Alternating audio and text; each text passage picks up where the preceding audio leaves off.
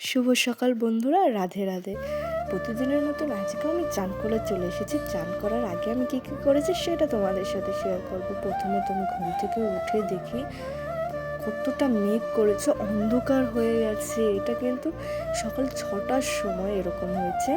তারপরে গিয়ে ঘরটা ঝাড় দিয়ে নিলাম। ঘরটা ঝাড় দেওয়ার পরে রান্নার জন্য সব কিছু গুছিয়ে নিলাম। রসুন আর আদা, লতির তরকারি আজকে রান্না হবে। চা বানিয়ে নিলাম, একটু খেয়ে নিলাম। এই যে আদা রসুন বেটে নিচ্ছি। বেটে নেওয়ার পরে এখানে তেলের উপর দিয়ে সেগুলো সুন্দর করে ভেজে নেব। জিরের গুঁড়ো, ধনের গুঁড়ো, লঙ্কার গুঁড়ো, যে আদা রসুনটা বেটে রেখেছিলাম সেগুলো দিয়ে লবণ হলুদ যেগুলো ভালো মতন কষিয়ে নেব, যাতে গন্ধটা না বলে। আদা রসুনের যে গন্ধটা থাকে যে কষিয়ে নিলাম। তারপরে যে লতি বেছে লেগেছিলাম সেটা দিয়ে দিলাম, ধুয়ে দিয়ে দেওয়ার পর সুন্দর করে কষিয়ে নিচ্ছি। ওখানে পাশে ভাত হচ্ছে। কষিয়ে নেওয়ার পরে দেখো কতটা সুন্দর হচ্ছে। লতির তরকারি যাদের ভালো লাগে না, এইভাবে একবার ট্রাই করে দেখবে, দেখবে কতটা টেস্টি লাগে। তারপর গরম জল করে রেখেছিলাম সেটা দিয়ে দিলাম। এখন নাড়াচাড়া দেওয়ার পরে একটু গরম মশলা বেটে দিব, তাহলে আর একটু স্বাদ হবে, সেটা বেটে নিলাম।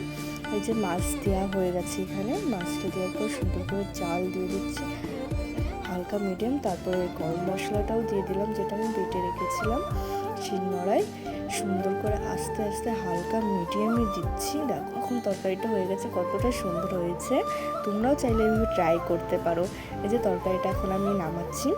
ভালো লাগলে লাইক, সাবস্ক্রাইব, শেয়ার করো। দেখো এখন তরকারিটা কতটা সুন্দর।